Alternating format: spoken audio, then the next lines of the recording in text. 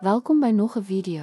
Mobiele bemarking is 'n kragtige manier om reisigers onderweg te bereik. Deur slimfone en tablette te gebruik, kan toerismebesighede tydige, gepersonaliseerde boodskappe stuur wat betrokkenheid en verkope bevorder.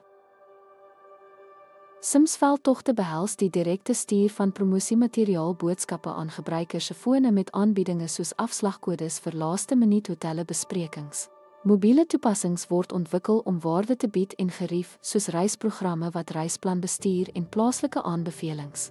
Responsiewe ontwerp verseker dat webwerwe mobiel vriendelik die skep van 'n naatlose gebruikerservaring, soos geïllustreer deur toerismewebwerwe wat hul uitleg vir mobiele toestelle aanpas.